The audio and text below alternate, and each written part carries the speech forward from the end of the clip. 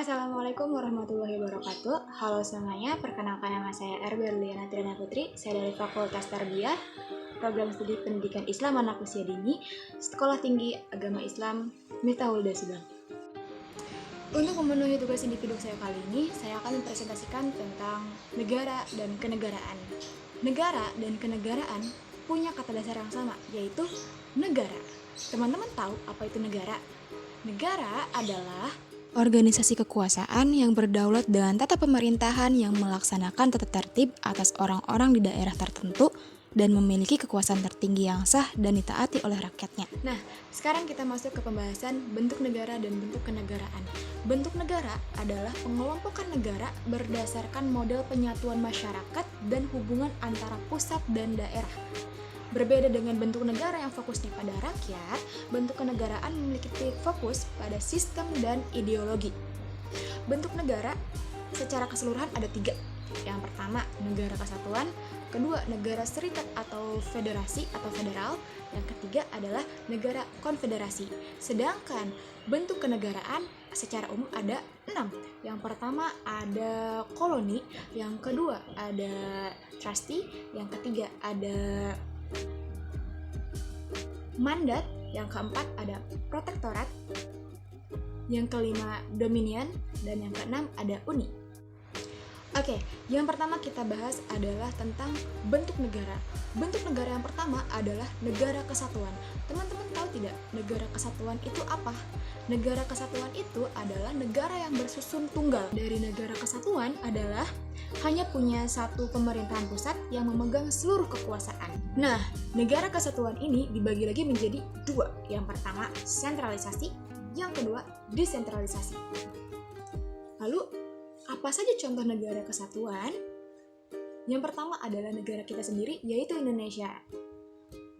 Seperti tercantum dalam NKRI, Negara Kesatuan Republik Indonesia. Lalu ada lagi negara Italia, ada juga negara Jepang, ada negara Belanda, Prancis, dan lain-lain. Kita lanjut ke pembahasan yang kedua, yaitu negara serikat atau federal. Pembahasan yang kedua ini masih tentang bentuk negara, yaitu negara serikat atau negara federal atau negara federasi. Nah, kalau negara kesatuan, negara yang bersusun tunggal. Kalau negara federasi ini atau negara serikat ini bersusun jamak atau negara yang terdiri dari negara-negara bagian.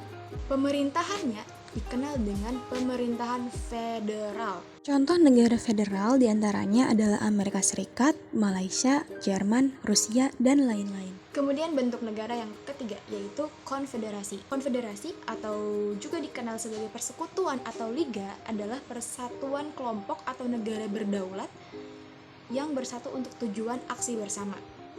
Nah, biasanya dibuat dengan perjanjian. Konfederasi negara cenderung didirikan untuk menangani masalah-masalah kritis seperti pertahanan, hubungan luar negeri, perdagangan internal, atau mata uang, dengan pemerintah pusat dituntut untuk memberikan dukungan kepada semua anggotanya.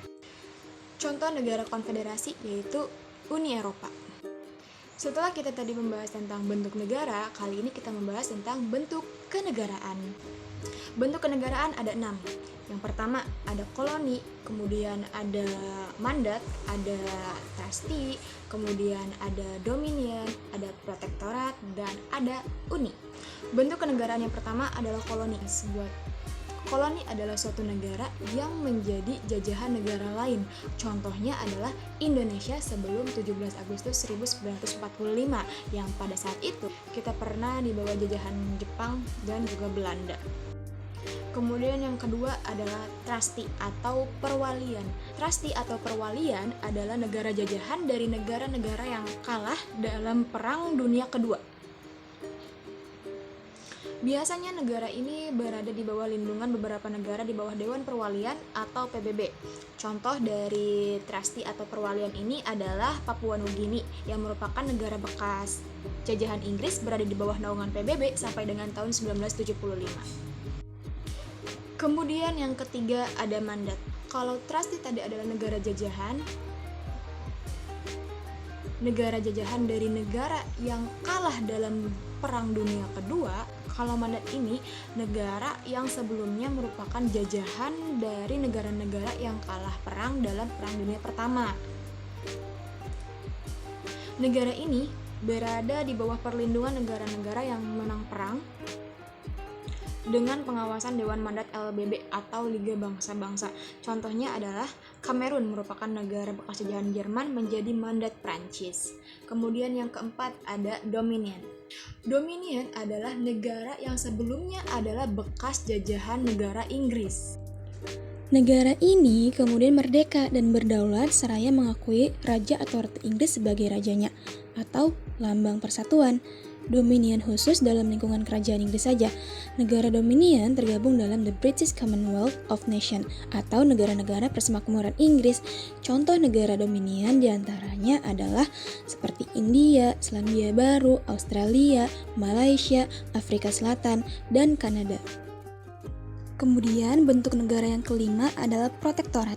Protektorat adalah suatu negara yang berada di bawah lindungan negara lain yang kuat. Biasanya negara yang dilindungi tidak dianggap merdeka dan berdaulat. Hal-hal yang berkaitan dengan hubungan luar negeri dan pertahanan negara diserahkan pada negara pelindungnya. Contoh negaranya adalah Brunei Darussalam sebelum merdeka adalah negara protektorat Inggris. Nah, protektorat ini dibagi menjadi dua, ada protektorat kolonial dan protektorat internasional. Nah, kemudian bentuk kenegaraan yang terakhir adalah Uni. Uni adalah gabungan dua atau lebih negara yang merdeka dan berdaulat dengan satu kepala negara yang sama. Contoh yang pernah menjadi negara Uni ini adalah Uni Austria dan Hungaria pada tahun 1867 sampai 1918. Uni ini dibagi lagi menjadi tiga. Yang pertama ada Uni Real atau Real Union atau gabungan antara dua negara atau lebih yang terjadi pembagian bersama terhadap beberapa lembaga negara.